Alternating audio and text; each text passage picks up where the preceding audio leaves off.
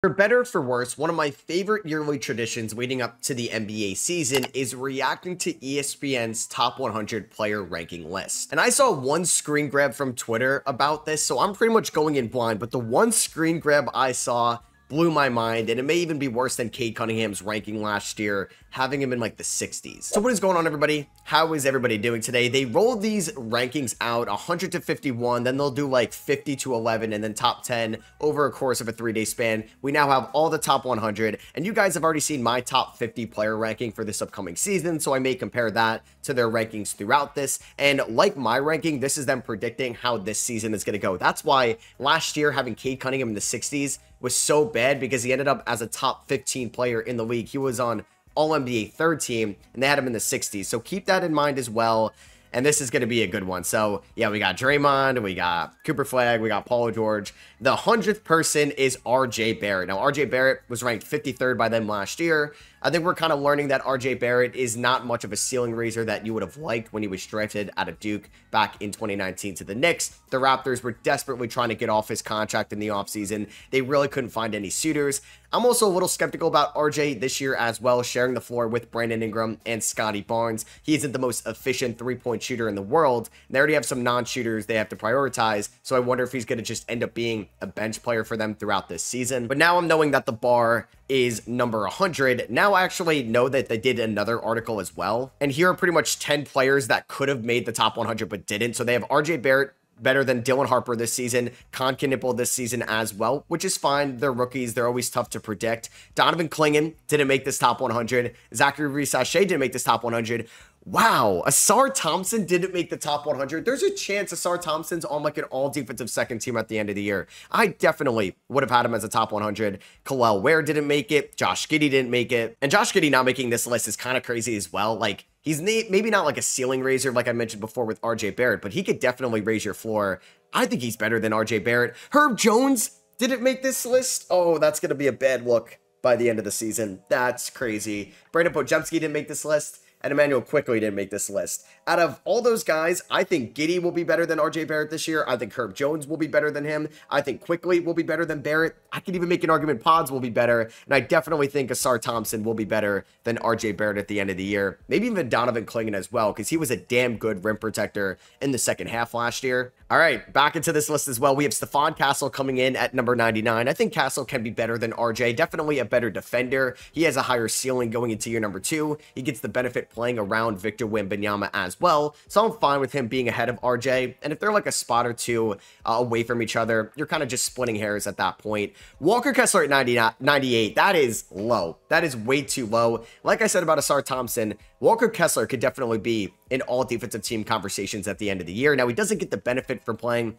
in a big market, which ESPN, we all know, loves, or just being on a good team, because the Jazz are projected to be one of, if not the worst team in the NBA this upcoming season. I just think Kessler is a top 80 player, 85 player in this league. I value his defense a ton, and given that he still has so much room for growth, I think he's going to be better in year number 4 this year, playing for that rookie extension that he's most likely not going to get, which has been reported by Tony Jones of The Athletic. So I think this is going to be definitely a top 80 season for Kessler, at least a top 90 season. 98 feels way too low. Peyton Pritchard at 97. Also could feel low as well with his increased workload this year. He could be the number 2 scorer on the Celtics by the end of the year. He could be number 3. We'll see how he kind of looks against Derek White and Anthony Simons, all behind Jaylen Brown. Last year, he won Sixth Man of the Year and was one of the best three-point shooters in the league, was kind of taking the league by storm in the first half of the season. 97 also could feel low for Pritchard. I think like Asar Thompson, it should definitely be on this list. You can make an argument Josh Giddey will be better this year than Peyton Pritchard. There's also just so much talent in the league as well. Now, I like Nickeil Alexander-Walker a ton, and I appreciate him getting the respect here at 96. I just think that Asar Thompson will be better than Naw at the end of the year. I just think Thompson has such a high ceiling. Maybe he's not going to be as good as his brother, Amen, but if he could replicate kind of what Amen did last year, like close to it, that's going to be more valuable than Nickeil Alexander-Walker, who's a lot better of a shooter than Asar Thompson. But I just wonder if this is kind of like the peak of what we're going to see from Naw. Now it's a completely new environment, which guys like this can take a step back from. He's better than KCP, but you can make an argument, hey, KCP went from Denver, and then he ended up going to Orlando. It's tough for these guys in a new environment as well, not in the right system. So I would take a couple guys behind Naw, definitely like Walker Kessler going into next year's season. PJ Washington at number 95, I'm fine with that as well. Kind of in that 3-and-D role, but has shown up in the playoffs as a perimeter defender, has shown up as a shooter in the playoffs as well. He just got awarded a $90 million extension from the Dallas Mavericks this offseason, so I'm fine with him in this range. Devin Vassell at 94. Okay, Devin Vassell never really reached that ceiling we thought he could reach when he was like the guy in San Antonio, pretty much waiting up until the 2023 draft when, okay, you draft Wemby, you're not going to be the main guy anymore. And there's just a lot more mouths to feed in San Antonio. They didn't trade for like a Kevin Durant this offseason, but you have to give Castle his touches. You have to give De'Aaron Fox his touches. You have to give Dylan Harper his touches as well. I don't think Vassell is going to be better than some of these guys by the end of the year as well. Jakob Poeltl at 93, fine with this one. Maybe like a boring player to some people's eyes. There's a reason why Toronto paid him a lot of money. He's reliable down low. He's somebody that can be a good shot blocker, a good rebounder, a solid defender, and can set some really good screens for Scotty Barnes and Brandon Ingram. Maybe a little bit overpaid, but that's the tax to keep one of your guys going forward. I'm fine with Poeltl getting his respect there at 93. Mitchell Robinson, 92. I love Mitchell Robinson. You guys know, as a Knicks fan, I have been with Mitchell Robinson since the start when he was a second-round pick back in the 2018 draft. He is not going to be better than Walker Kessler this season. I'm excited for a healthy Mitch. It's a contract year for Mitch as well. He's going to be motivated. He's arguably the best offensive rebounder in the sport, and we saw how crucial that was for the Knicks in the playoffs last year. No, I will put my bias aside. I will guarantee you Walker Kessler will be better than Mitchell Robinson at the end of the year. I'm fine with Mitch cracking the top 100. Glad he's getting some respect here. Last year, he actually was ranked 82nd, which I feel like is something I should mention more. A lot of these guys were kind of unranked last year, pretty much. Actually, everybody was ranked. Wow, RJ Barrett was ranked 53rd last year. That's kind of crazy. Drew here at 36, but yeah, shout out to Mitchell Robinson. So Drew at 91. Last year was 36, so a massive fall for Drew, who was playing last year, somewhat banged up. He was kind of hurt in the playoffs as well. He's now in a new environment. I think this is fine. I think we're going to see some age regression. I wonder how the stats are going to look because he's getting older, which you think the stats could drop, but there was just a lot of mouths to feed in Boston with the Jays, with White, with Kristaps, with Pritchard, where it wasn't going to be like a 16-point per game season for Drew. So I wonder, like, is he going to average less points this upcoming season? They're projecting around 12 points per game. We'll see. Still one of the better perimeter defenders in the sport. Naz Reid coming in at number 90. Last year, he was ranked 87th. I think I would still take Naz Reid over everybody we've mentioned so far. I'm going to keep going back to Walker Kessler because I think he should be a little bit higher if we're projecting this upcoming season. Even Asar Thompson should have made this list as well. But Naz Reid, special ball handler for somebody at his size, and there's a reason why he got paid over $100 million this offseason from the Minnesota Timberwolves. Wiggins at 89. I'm also fine with Wiggins in this range as well. Wiggins is somebody that kind of just gets it done, can do a little bit of everything, can score at the basket, can defend, can hit threes, can pass a little bit, solid rebounder. I'm excited to see him maybe with a higher volume role in Miami. He finished off last season on a really good note. He had that like electric performance against the Hornets. I know it was the Hornets in March, so you can't really take that too seriously. But I think Wiggins is fine around this range. I'm cool with it. I like Zach Edey, but this one we're going to look back at the end of the year when I react to this list. Why? He might be out for the first like couple months or at least a couple weeks with this foot injury. He's 7'4" coming off a foot injury with no training camp, no preseason, no ramp up whatsoever. He's not going to be a top 90 guy in my opinion upcoming season. I like Donovan Clingan from that draft class more. I could see the appeal of Edey over maybe somebody like a Yves Missi or a Kel'el Ware, but I think Wiggins will be better than Edey next year. Naz Reid will be better. Drew will be better. Okay, maybe Mitch. We'll see about that one. Jakob Poeltl will be better. Vassell will be better. I think everybody here that we've talked about so far will be better than Edey next year because I think he's not going to play a ton, and I think there's going to be limited production in those minutes because of the injury concern. I disagree with this one. What am I looking at here? Why is Jonas Valanciunas 87? Are we out of our minds? What? He was 91st last year, and he went up? He went up. He's going to be the backup to Jokic. Now, I'm excited with the Valanciunas-Jokic two-man game. I think he can be a fringe top 100 guy. You can now look me with a straight face and tell me Jonas Valanciunas is going to be better than Wiggins, Naz Reid, Drew Holiday. I mean, if you want to say Mitchell Robinson and Edey, sure, but Poeltl, no. Vassell, no. PJ, no. Pritchard, no. Walker Kessler, hell no. I don't think he'll be more impactful than Castle. Barrett, maybe. Depends on what you value more, but Asar Thompson and Josh Giddey, who were left off this list, Donovan Clingan, I disagree with this a lot. Jonas Valanciunas is a good player. He'll be a good role player this year. Probably the best backup Jokic has had in a while. It's crazy.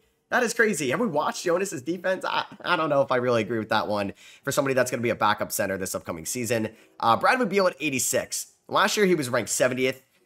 This also kind of feels low for Bradley Beal. I mean, maybe there's just really 85 guys better. We'll see who's going to be ranked ahead of him. But I think Bradley Beal is getting too much disrespect here. Is he overpaid or was he overpaid? Yes, 100%. But I think he's still like a top 75 player in this league as a scorer. He's still a good offensive talent. Jaden Ivey at 85. This is also maybe where I disagree. I see Tobias Harris. Why is Tobias Harris ranked ahead of Bradley Beal? What? What? Ivy. Okay, so Ivy's coming off a major injury. We've really only seen him be a good shooter for like that 30, 40 game sample size, 30 game sample size that we saw last year. I think Ivy's going to be a great player. I just feel like Beal is going to be better next year, but hey, Ivy's got a higher ceiling potential next year given the age disparity. I mean, Beal was drafted in 2012 and Ivy was drafted in 2022. Tobias at 84. I mean, I could go back to so many guys that I prefer over Tobias Harris. Andrew Wiggins for Tobias Harris right now, the Miami Heat are laughing in your face if they offer that, and that is somewhat matching salary. If Tobias Harris for Naz Reid, I don't know what we're doing here. Tobias is a fine player, and he was good last year in Detroit for his role and how disappointing he was in Philly. I mean, they think he's really going to be the 84th best player. I disagree. Kuminga at 83. I mean, this is just like, I don't know. We have no idea where Kuminga is going to be. I still think Kuminga has potential in this league. I mean, I would take a bunch of guys behind Kuminga just because I know what they'll be this year. I truly have no idea what Kuminga is going to be with what team he's currently on, what role he's going to be in. Yeah, I don't even know if I would have had him in the top 100. I think he would have been in like that honorable mention with like Giddey in them just because of the complete unknown. Norman Powell, 82. So he makes it a little bit more, or he's higher up here than Bradley Beal. That's fine. I mean, Norman Powell was unranked last year. He was incredible. He could have won most improved player as a 30-year-old. And now with the injury to Tower Hero, he's going to have a larger role than maybe we expected to start off the year. Andrew Nembhard coming in here at 81. Fine with this range as well. I think there are some players behind Andrew Nembhard that can be better. It's going to be a big test for Nembhard this year with Tyrese Haliburton out for the season. Can he step up? Can he replicate what he does in the playoffs throughout the regular season? Last year, the regular season wasn't great, and he was injured to his credit to start off the year. It's going to be a big year for him, but I'm fine with him in the range with the potential. He's a good defender. Damn, DeMar at 80. What happened, man? I mean, he's just getting up there in age, but also like DeMar, you know you're getting like 23-ish points per game on solid efficiency, an elite mid-range shooter. Not like a complete liability defensively, but like not the best defender in the world. And he's been available for pretty much like the part of like most of his 30s on the floor as well. I think DeRozan's better than number 80. I think he should be a little bit higher. Like, I like Onyeka Okongwu a ton. He ended the season last year, like, as a good three-point shooter. Now you have Kristaps into the mix. There's some guys behind Okongwu. Like, I think DeMar DeRozan will be better than Okongwu this season. I thought Okongwu could have been a breakout player last year. Maybe what we saw in the second half. But like always, you got to take March with a grain of salt, given, like, the competition out there, the injuries. Team's kind of tanking towards that point. Toumani Camara, 78. Glad to see him getting his respect. I mean, he was an all-defensive guy last year. I don't know if I would have him this high, but I respect it a ton. I do wonder if he'll be better than Drew Holiday next season. That's a high bar for Kamara, who could get extended soon. We'll see. But I'm excited about Kamara next year. Hopefully, there's another offensive week to his game, and we haven't seen it peak so far. Brandon Ingram at 77. This is too low. I think we're going to look back on this. He just missed out on my top 50. He was like 55 for me, 53 for me. This is going to be way too low. I know we haven't seen him in a little bit, and I know his last like full season in New Orleans in 2024 was a slightly downward season for him, and there's an unknown with him and Scotty in that half court for the Raptors.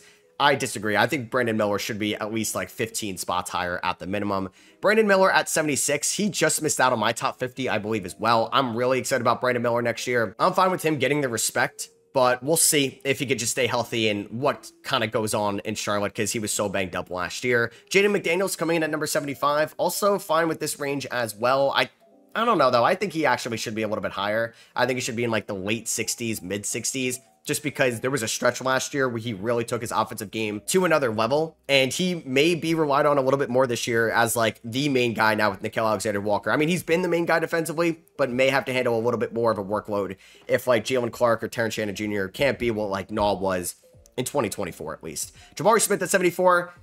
What? I like Jabari Smith Jr. And maybe now he's going to have more on his plate with the injury to Fred VanVleet.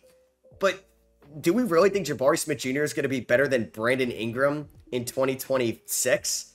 I disagree. I think McDaniels will be better. I think, okay, you can have a debate with Brandon Miller. Ingram is going to be better in my opinion. I would trust Kamara more. I trust DeMar DeRozan more. I don't know, man. I disagree with a couple of these. I do. Okay, so Jabari Smith Jr. at 74 is very interesting. I think he should be a little bit lower. Derek Lively at 73. Derek Lively and Walker Kessler should be closer together. I know Lively's played in bigger moments. He's been, 2023 class, Kessler was 2022. I just don't know if Lively should also be this high. LaVine at 72 feels kind of low and disrespectful to LaVine. I know LaVine is one, overpaid, two, not ever really made the playoffs outside of 1 year with the Chicago Bulls in 2022. And we just kind of know what LaVine is at this point. But I would say he's a top 70 guy in this league. I think that's a little bit low for Zach LaVine in Sacktown. Kobe White, his former teammate, coming in at number 71. I'm fine with this range to Kobe White. I wonder how far apart he is from Desmond Bane and Austin Reeves and Derek White and those guys. But I think Kobe White deserves to be in the top 75 for sure. Michael Porter Jr. at 70. Another tough player to kind of evaluate for next year because he's going to be on a terrible team in Brooklyn, but he's going to have the keys to the offense, something he has never had in his career for somebody that does not like to pass the ball. 70, he's an elite shooter still. He's still one of the better three-point shooters in the league. I'm fine with it, but it does feel a little high. Damn, Josh Hart at 69. I love Josh Hart. I wonder if this feels a little bit high as well. Josh Hart will do a little bit of everything. I wish he was more aggressive as a shooter. He passes up way too many open looks, but he's unreal in transition. He dives all over the place. He's an elite rebounder for somebody at his height. He plays 37 minutes a night through injuries. He is a true glue guy that you want on the floor at most times. We'll see how he is as a secondary passer and stuff like that. Will he be more of a pick and roll ball handler? I think he's going to come off the bench and Mitch Rob is going to start. I think Brandon Ingram and Kobe White are better than Josh Hart, in my opinion. Hero at 68. He was an all-star last year and only goes up 8 spots. Hero definitely cracked my top 50, so that feels really low to have him there at 76. Although he will be hurt to start off the year, so if you're kind of worried about that, okay. But I think that feels kind of low. Cam Johnson at 67. I like Cam Johnson a lot, and I think it will be an upgrade in Denver's system than Michael Porter Jr. But I'm going back to Brandon Ingram. I feel like they really disrespected Brandon Ingram with this. I know it's been a little bit since we saw him. Cam Johnson coming in ahead of LaVine, ahead of Kobe White, ahead of Tyler Hero. They have high hopes for him. Denny at 66. I think that's a fair ranking for Denny Avdia, who may end up as the leading scorer on the Trailblazers with Anthony Simons in Boston now. And I think there's a better chance he's a 20-point per game guy next year than a Shaedon Sharpe, a Scoot Henderson, a Tumani Kamara, or a Drew Holiday. Coming in here at 65, Aaron Nesmith. All right, so it's so tough because Aaron Nesmith was really good for the Pacers in the playoffs. He's gonna have a higher workload this year. One, I don't know if I would even take him above. I don't think I would take him above Andrew Nemhard. Are we gonna have Mathurin not even on this list with the honorable mentions, or he's gonna be better than Brandon Ingram and some other guys? Denny, I think, is better than Aaron Nesmith. Cam Johnson is better than Aaron Nesmith. Tyler Hero is better than Aaron Nesmith. You can make an argument Josh Hart's better. Michael Porter Jr., if he was making $11 million like Nesmith, I think I would still take MPJ. Even though Nesmith's an incredible defender, in his role specifically, take Kobe White. I would take LaVine. I would take a lot of guys over Aaron Nesmith. That one I don't really agree with either. Lou Dort at 64. That's fine with me. I think it's a little high, but I value his defense a ton. He's a true menace. Sometimes it's too much aggressiveness from him, but I do think he could be in this range. There's some questionable guys behind him that could definitely be ahead of him, but I don't think Lou Dort is in the wrong place. I just think guys behind them or behind him are kind of way too low. This one, LaMelo at 63. Oh boy. I haven't even gotten to the one I talked about earlier that I saw on Twitter, which I think is very soon. I obviously disagree with this. Last year you could make an argument LaMelo in the games he played in was not even a top 50 guy because the Hornets were so bad, but he also had to do so much because there were no other shot creators on his team. He constantly gets injured and there's efficiency issues. There's playmaking issues as well, where it's not always the best read. I think 63 is way too low. I have to think last year, he was maybe the 70th best player. If you look at injuries, if you look at efficiency and all those issues, I would still have him around the 70s. he's going to be better. He has to be next year. 63 is way too low. I think he'll be a top 50 player for sure. Like Christian Brown ahead of LaMelo Ball was funny to look at. I don't mind Christian Brown like this high. Once again, it's just players behind him that I don't really agree with. Although Brown could have won most improved player last year. He's an underrated defender. It's just we've seen guys. I mean, like he's playing with Jokic, right? So I can't dock him for that. I'm sure he wouldn't be as good on a non-Jokic team. It's just like I think LaMelo will be better than Christian Brown this year. I think Denny Avdia will be better than Christian Brown this year. This one blew my mind though. When I saw, this is the one I saw on Twitter. I talked about Zion at 61. Zion played what? 30, 40 games last year, maybe 30. He was a top 15 player in those 30 games. I know if you want to dock him for the injuries, that's fine. Have him in at like 40. Have him in at 45. 61 is ridiculous. I mean, they mentioned the health issues. They mentioned like off the court stuff in here as well. Like I said, dominant player. I think he's got to be, if you're going to dock him for the injuries, have him at like 40. That's fine with me. I could respect that. 61 is ridiculous. Austin Reeves here at number 60. Good player. I'm fine with him around this range as well. He just missed out on my top 50. It's just like Reeves is better than Zion. Yeah, he's more available. I get that. I just think like if I see like Benedict Mathurin ahead of Zion Williamson, I might lose my mind. Jalen Suggs at 59. Good player.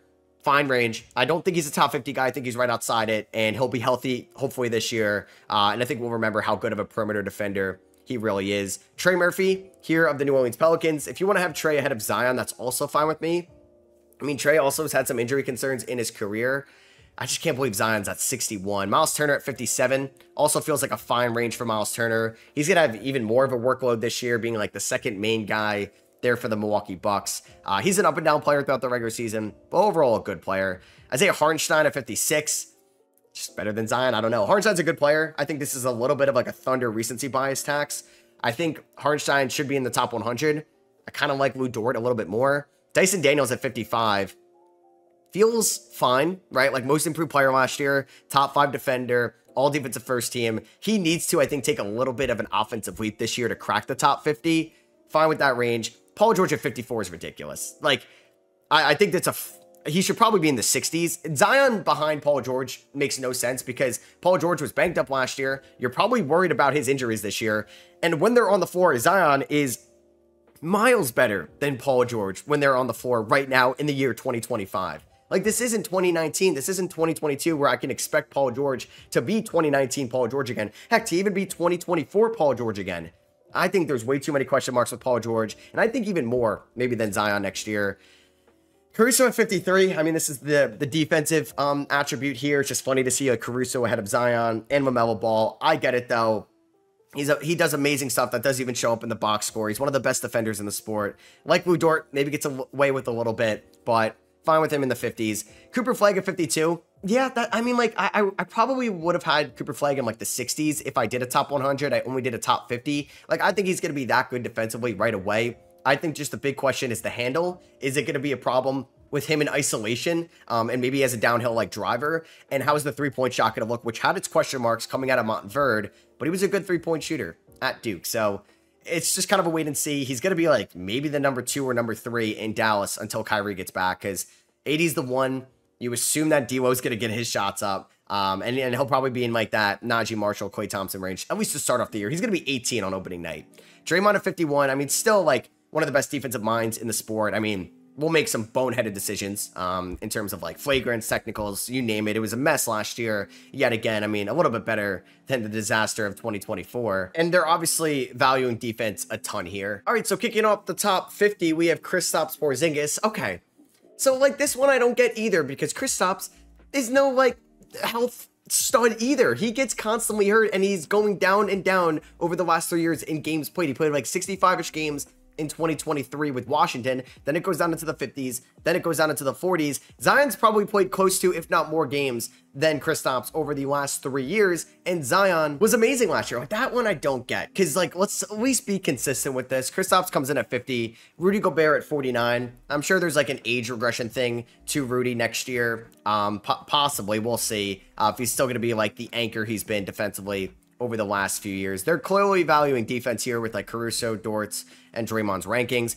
Mikal Bridges at 48. So there's two ways you can go with this. Was Mikal a top 50 player in the league last year? Probably not, no. He's probably like 65-ish range, but he was consensus like top 50 going into the year. You could see he was ranked 38th, but you got to think that he should be better this upcoming year. It was a new system. He didn't really have a rim protector behind him, so he had to be like the main point of attack guy with no second layer of defense. And now there'll be Mitchell Robinson behind him. I think he'll be more efficient. He'll get the ball more in Mike Brown's offense. I think Mikal will be better than what he was last year. So I think he's in like that 55-45 range, and they have him there. Embiid at 47. So we're going to dock like Embiid for the injuries clearly here.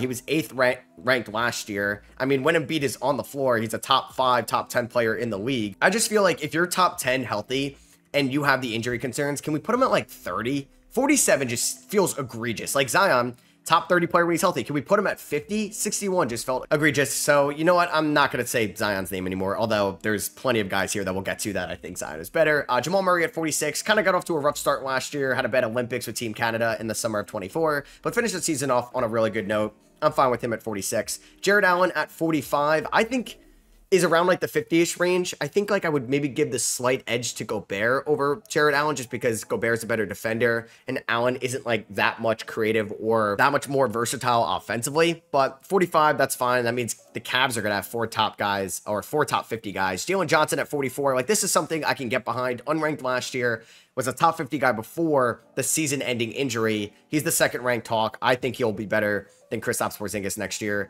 Lauri Markkanen at 43, so he goes down 10 spots, which is fine with me. I also said in my top 50 ranking video, this was going to be the last time I throw Markkanen in the top 50. And if he decides to go backwards like he has the last 3 years in Utah, like it was so good in 23, a little bit backwards in 24, a little bit backwards in 25. If he can go back to what he was in 23, he's a top 35 player in the league, but let's see it happen. I can't just trust Eurobasket that it will actually happen.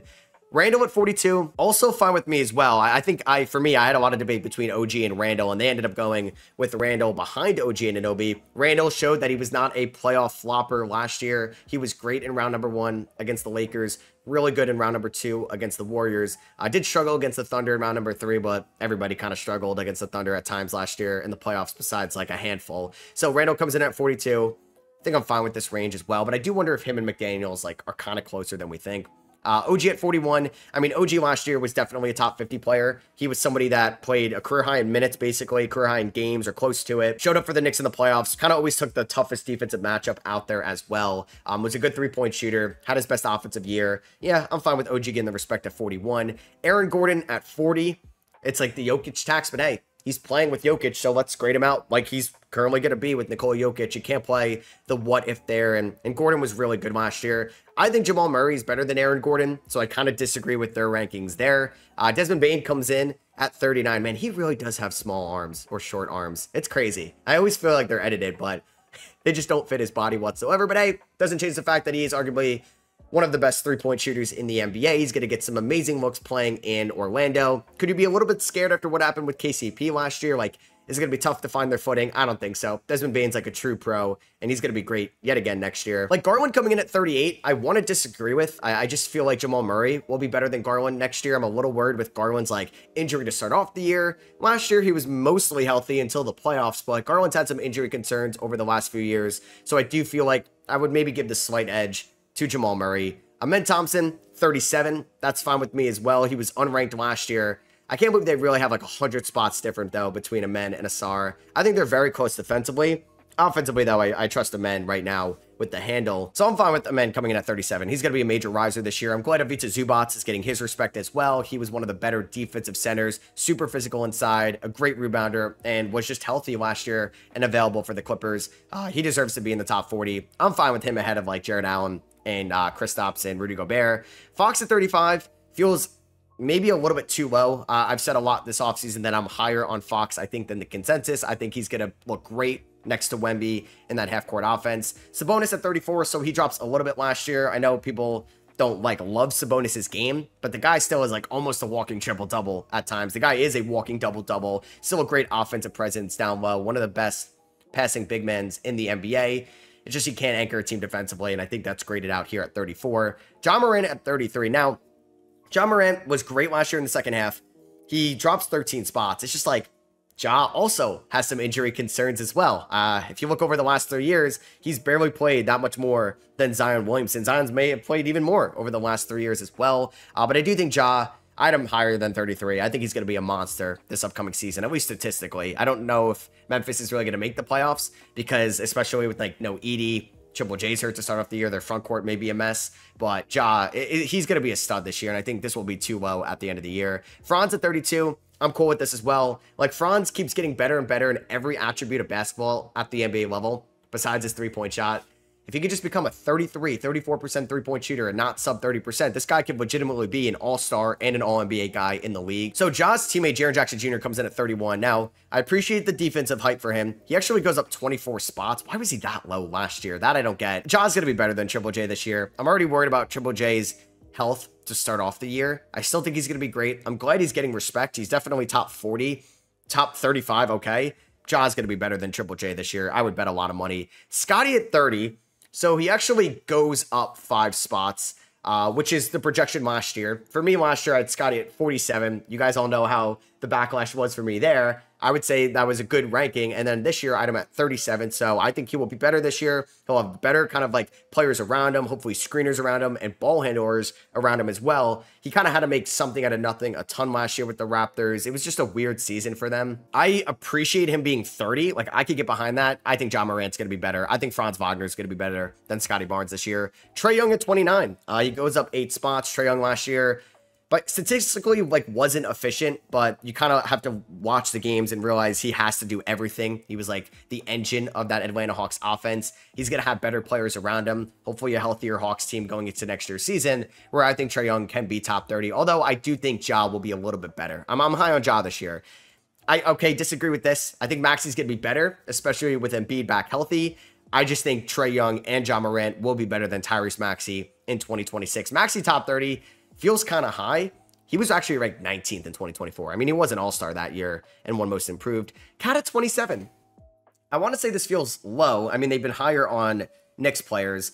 He was ranked 30th last year. I mean, he was an all-star starter. He was an all-NBA third-team guy. Still was an elite shooter. Maybe had the best statistical offensive season of his career. So it feels weird for him to only go up 3 spots, knowing that it worked in New York. And he will have a more offensive-friendly head coach in Mike Brown. Derek White at 26. I love Derek White.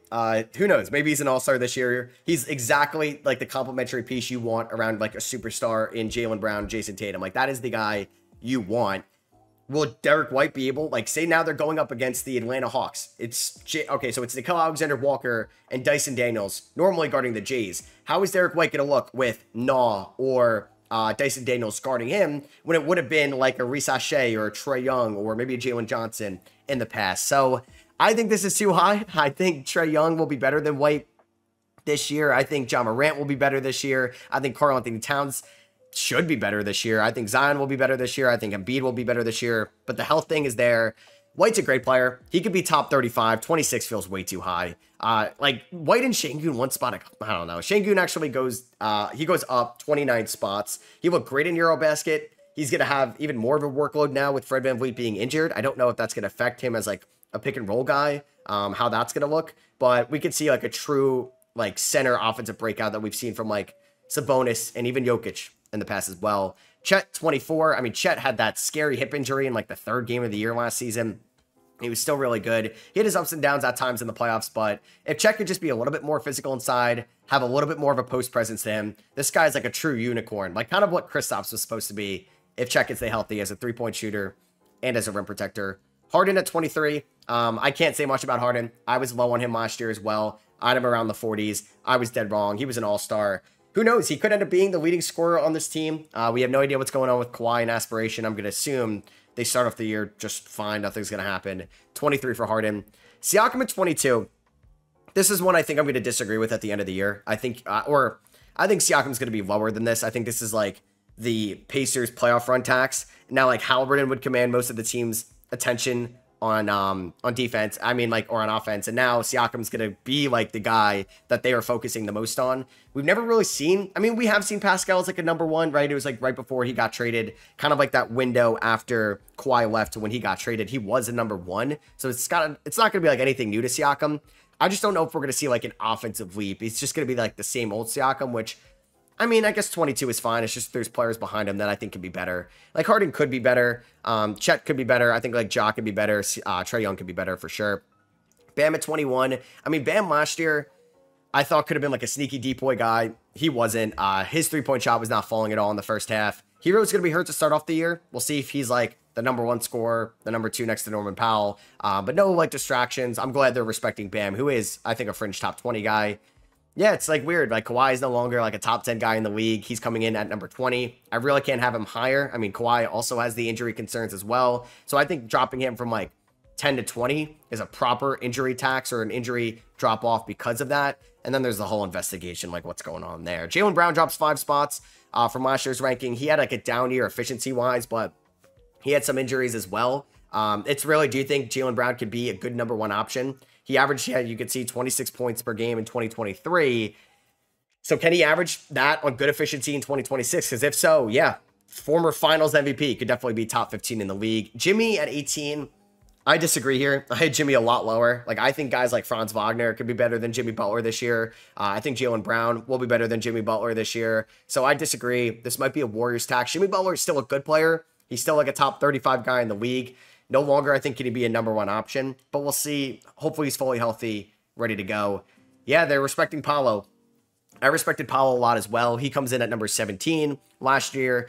He was ranked 24th. If Paolo can kind of put it all together, improve the jumper, but more so just use his size and his freakish athletic ability to get downhill at the rim, he could be an All-NBA second-team guy. Maybe he's an All-NBA first-team guy this year as well. 16, we have Devin Booker. That was the range I had him and like Donovan Mitchell, who are one spot apart from each other. I still think Devin Booker is the better player. You could say Donovan Mitchell had the better season. He's also in a way better environment and a better team right now. Wait a second. Wow. They were really high on. Is he going to come in at number 14? No. Wow. He's top 14. So 14 is Anthony Davis. If this is an AD injury tax thing, sure. Evan Mobley's 13. Wow. I think Anthony Davis is better than Evan Mobley. I think he will be this year. I think Mobley could be a top 10 player in the league one day. Last year, he was all NBA and won DPOY. Wasn't going to win DPOY if Wemby didn't get hurt. But I don't know. That's kind of high. There's some guys behind Mobley that I think I would take. I mean, like, is Mobley better than Jaylen Brown? Is Mobley better than Kawhi Leonard? Is he better than Book? Is he better than Mitchell? I don't think he's better than Anthony Davis. If you're going to say that we think Mobley will be healthier, sure. But AD is a better offensive player. And I think you can make an argument AD is a better defensive player than Evan Mobley as well. Cade Cunningham comes in at number 12. I think he was number 11 for me. Or number 10. So I'm on the Cade Cunningham train as well. All NBA last year. Just a dynamic scoring guard that really elevated the floor and the ceiling of the Pistons last year. And we could see him. We had good offense with not a lot of offensive help, especially after the Ivy injury. And be like that #1 guy. J-Dub at number 11. I love J-Dub. I really do. But better than Mitchell next year, Booker next year, Cade next year, Anthony Davis next year. That I can't get behind. If you want to say that J-Dub can be better than like Franz, Jimmy Butler, Jaylen Brown, like I may not agree with you outside of like if you say I think he'll be better than Jimmy Butler, I think you can make an argument like Jaylen Brown can be better. I mean, I'm not going to really disagree with that though. I love J-Dub a lot. It's just I don't think he'll be better than Cade. Maybe Mobley, but AD, Mitchell, Booker. We'll see if he can elevate up another. Is there another level for J-Dub to go? We'll see. And let's go here into the top 10. Number 10, we have Jalen Brunson. Had Jalen Brunson, I think, around 10 last year or going into this year as well. Last year, he was ranked 12th. I mean, Brunson literally was a top 10 player last year. He took the Knicks to the conference finals. He was the clutchest player in the NBA yet again. And he's one of the best scorers in the NBA. And I think he elevated himself as a passer last year. Kevin Durant coming in at number 9. I mean, the guy is going to be, what, 37 this year. So you're a little bit scared, but I think he's going to be a top 10 player yet again. He stays at number 9 like he was last year. This is very safe. So LeBron comes in at number 8. I don't know. I don't want to sound like a LeBron hater. I had him at like 14. I mean, the guy's going to be 41 freaking years old. 41. I don't know if he wants to still be in LA. He opted in. There was a lot of like weird talks this offseason. I just think there's some other guys that I trust more than LeBron next year. I mean, he's still an incredible player. Still an all-NBA guy. Still an all-star guy. He's a beast. It's just 41. So, like, I think I had Brunson ahead of him. I had Cade ahead of him. I think, Anthony Davis ahead of him as well. Because you can make an argument AD was better than LeBron last year pre-trade. Steph coming in at number 7. Now, I was lower on Steph. I had him 11. I had Cade and Brunson ahead of him. In my rankings, in my point guard rankings. I mean, Steph's going to be 38 years old.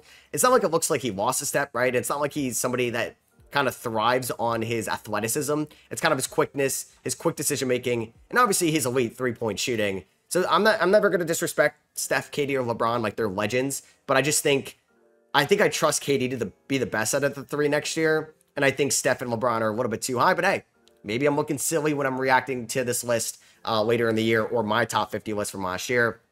And coming in at number 6, I forget if I had him at 7 or 6, but this is the range. Could we see like a leap from Ant that we saw from Tatum like 4 or so years ago, that we saw from Shea like 3 years ago, that we've seen from these guys in the past? Like, can we see Ant be like runner-up in MVP voting this year, and Minnesota's like a 2 seed in the Western Conference? That's where he's got a high ceiling. I think his floor is like 8th best guy in the league, 9th best guy in the league, but his ceiling could be like number 2 or number 3 this year. Like, you can make an argument he's better than everybody besides Giannis and Jokic this year. Wemby coming in at number 5. I mean, Wemby was ranked 11th last year. It was going to be so fascinating if he played 65 games and the Spurs were under 500. We could have seen him make all NBA first team for a team under 500. That's how elite he was, because he was going to win Depoy. He was going to average like 24 points and knock down like 4 threes a night. Like, this guy is a true unicorn. I just want to see a healthy Wemby season. And I want to see Wemby in the playoffs, because I want to see how teams kind of try to adjust and try to game plan for him, and how is he going to show up, or how is he going to show up as well in the playoffs. Giannis at number 4. I mean, I disagree. I think Giannis is better than Shea. I think Giannis is better than Luka. I still think he's the second best player in the NBA. I think it's just like fatigue, and Shea's in a way better situation. Shea's a little bit younger, though. I disagree. I had Giannis at number 2, but it's tough, right? So Luka's number 3. I think Giannis is going to be better than Luka next year. I do. You add in the defensive aspect to it. You could say they're on like even teams. I mean, the Lakers are definitely better than the Bucks, but I don't think they're super far apart than like the Nuggets and the Thunder are. So Luka comes in at number 3, Shea comes in at number 2, and Jokic comes in at number 1. Now, if Shea somehow went back-to-back in MVP and Finals MVP, I think you gotta say he's number 1. But like, Jokic put up arguably like the best statistical season of all time, like almost the 30-point triple-double on elite efficiency. And it wasn't like almost like he was 0.4 points off away from averaging a 30-point triple-double, shooting like 40% from 3. Like, I think Jokic is still the unanimous best player in the NBA. And even if like, I don't know, like even if the Thunder win it all next year, it's just so tough to say the individual best player in the NBA isn't Nikola Jokic. But you guys can let me know what you think about this list down below. That was ESPN's Top 100 ranking. There were some interesting ones in there for sure. I'll leave a link to the article in the description as well. I'll definitely be able to look to check this out at the end of the year, because ESPN is still, like, you like them or not, like, they're still the biggest NBA and sports outlet in the world. So they have very smart writers that come up with this. It's not like Stephen A. Smith is coming up with this list. It's like they're analytics guys, they're analysts in the NBA. So let me know what you guys think. Drop a thumbs up if you guys enjoy, and I'll catch you guys in the next one. Peace.